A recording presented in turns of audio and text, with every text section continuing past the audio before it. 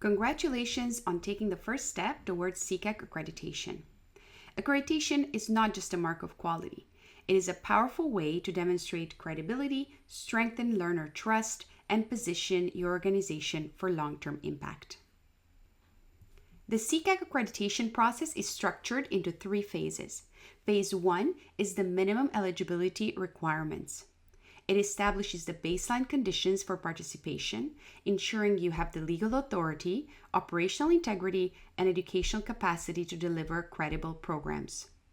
Phase 2, the readiness self-assessment, is a short, practical self-check that helps you benchmark your programs against CEQAC standards, identify areas for growth, and prepare for the next stage.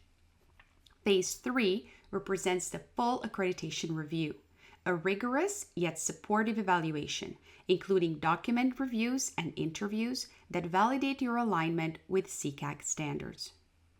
All phases must be completed in sequence, with no financial obligation for phases 1 and 2. This is your step-by-step guide for completing the forms required in phase 1, minimum eligibility. To begin, you may submit your information in one of 2 ways. By completing and submitting the forms provided in Part 5 of the Accreditation Handbook, titled Forms and Templates. Or, more conveniently, by using CEQAC's online form. In this guided walkthrough, we will complete the online form using a fictional provider, Brightbridge Institute. Now, let's get started. Clicking on this button, Check Eligibility Criteria, will take you to this form. Eligibility requirements. CEQAC may request the following supporting documents during the initial application, renewal, annual review, or audit process. Providers are encouraged to submit available items that demonstrate good faith compliance. Submission of all documents is not mandatory, but strengthens the provider's compliance profile. CEQAC may follow up with requests based on provider scale, modality, or identified risks.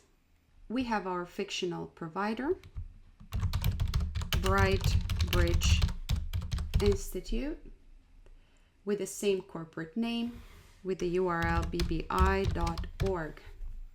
The address, let's say 1234 Sunshine Avenue in Toronto, Ontario, and the country of Canada.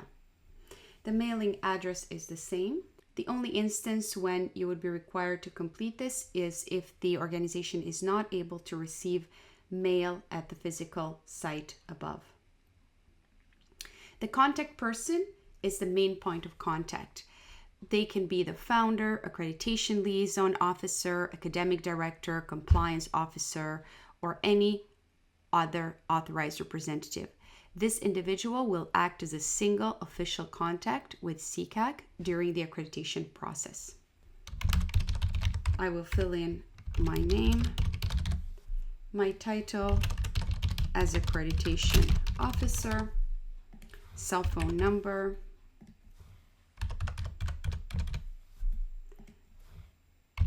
and email address, which are important for communication. Now we get into the forms that you will also find in the handbook. The first one is the legal authorization attestation. I confirm on behalf of the provider that the provider is legally constituted and operates in accordance with applicable laws and regulations in its jurisdiction. The provider holds a valid certificate of incorporation or registration and possesses any required business licenses to legally operate as an educational provider. All required documentation, including legal registration, is available for review as part of the CEQAC accreditation process. The suggested documents, we have here certification of incorporation or registration, business license, or other.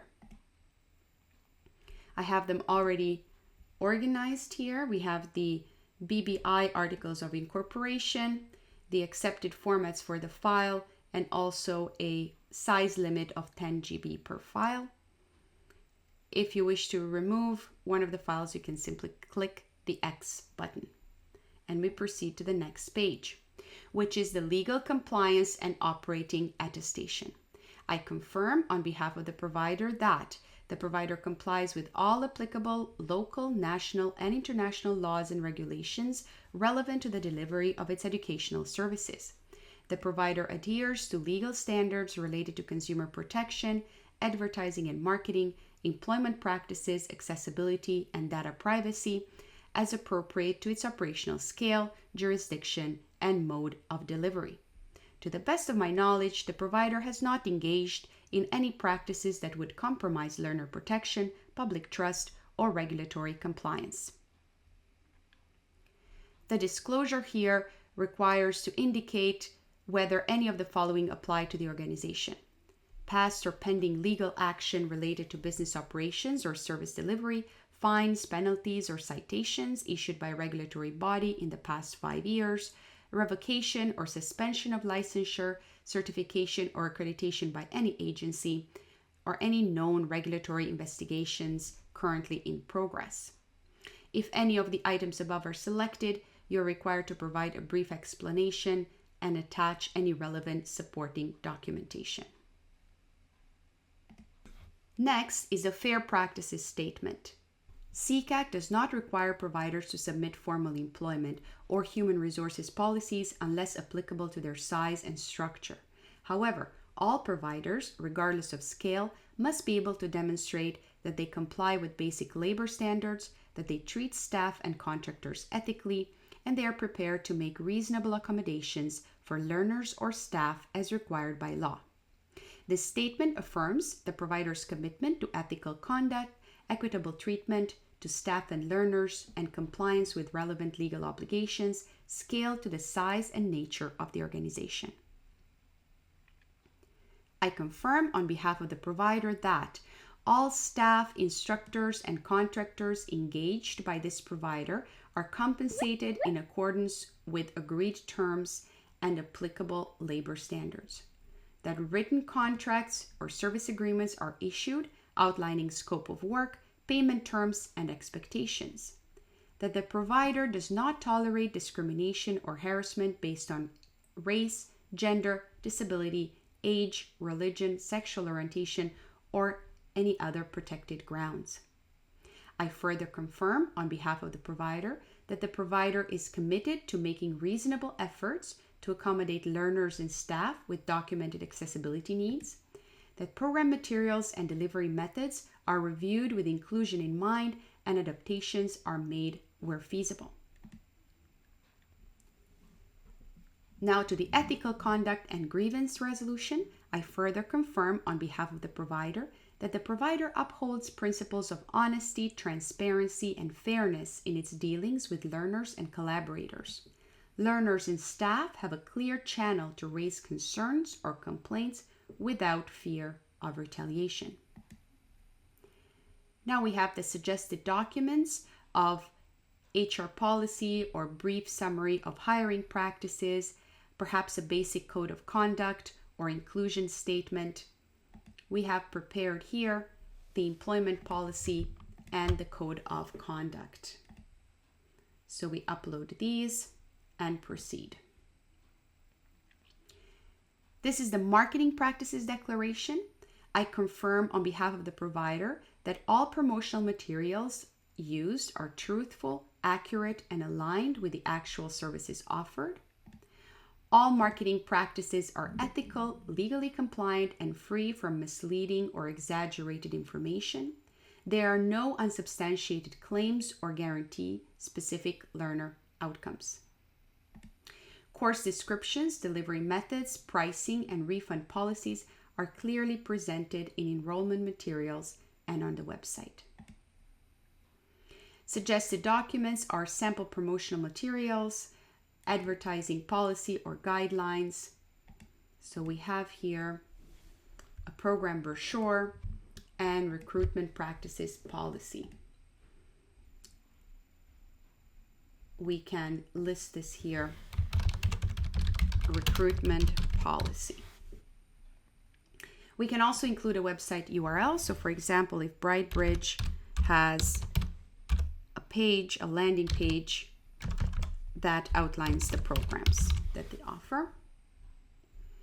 And consumer protection. Their terms of service, refund and cancellation policy, complaint resolution policy, or any other.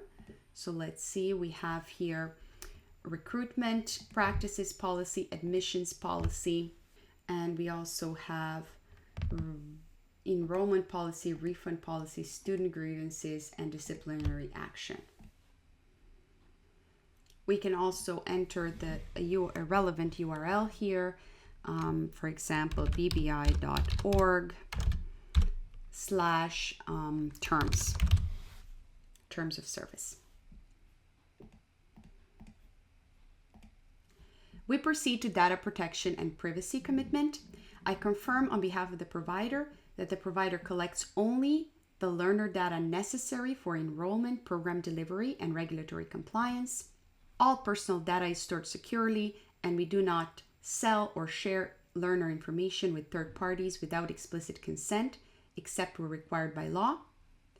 And learners are informed of their rights and may request access to the deletion of their personal data by contacting the provider. Records are retained for the following number of months. If records are retained for 5 years, that would be 60 months. Suggested documents are privacy policy, one-page privacy notice, link to the website privacy section outlining what learner data is collected, how it's used, and learners' rights to access or remove their information. Consent forms for learners, for example, any form, paper or digital, where learners agree to how their data will be used. Often this is part of a registration or program agreement. For example, the general enrollment agreement or a checkbox during sign-up. And data retention procedures, such as a brief statement on how long learner records are kept, who has access, and how records are securely deleted or archived. We have here privacy policy, registration policy, where the student provides the agreement, record retention policy, and data policy. So we provide these here. And there could also be a URL with more information. Governance attestation.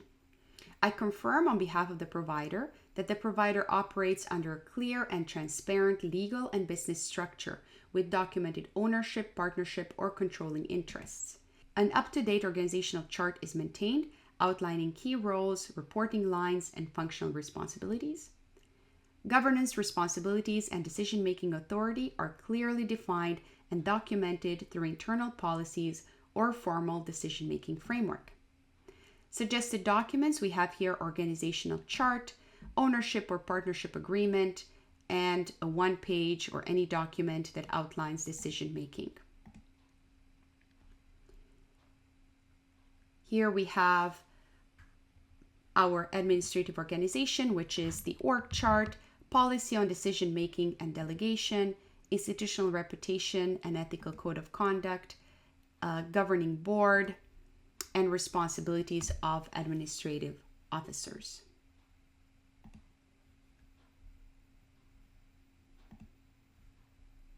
Moving on to declaration of financial responsibility, I confirm on behalf of the provider that the provider maintains the financial capacity to support its educational operations and obligations throughout the CEQAC accreditation period.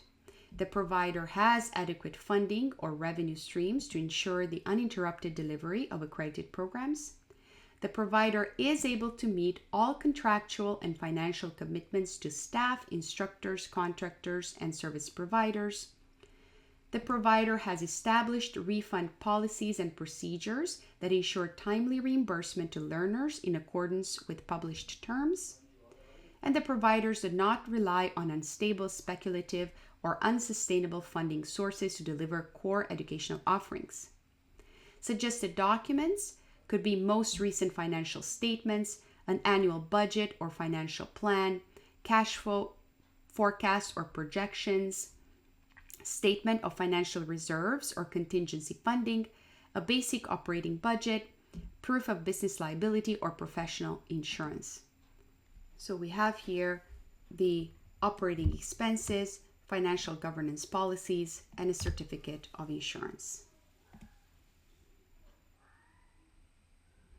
For programs that are still in development, please submit the business plan as outlined in the accreditation handbook. The program is not in development, but there is a strategic plan and an evaluation and improvement of institutional effectiveness policy that we can share here. In terms of program details, how many programs do we have? Let's say we have 2 programs running from a single location.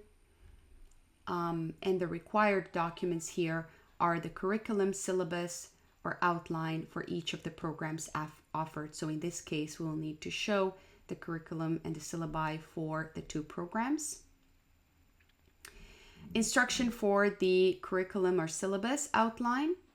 It should include the program title, the official name of the program as it is marketed to learners, what is the credential issued, whether it is a certificate of completion, a diploma, a badge, a degree, the program delivery, so how is the program offered, in person, online real time, so live synchronous learning, online on demand, so asynchronous learning or hybrid, a website URL, the direct web page where learners can find more information about the program, what is the length in hours, what is the cost, the full cost of the program, eligibility criteria, who is the intended learners or target audience, and the objectives.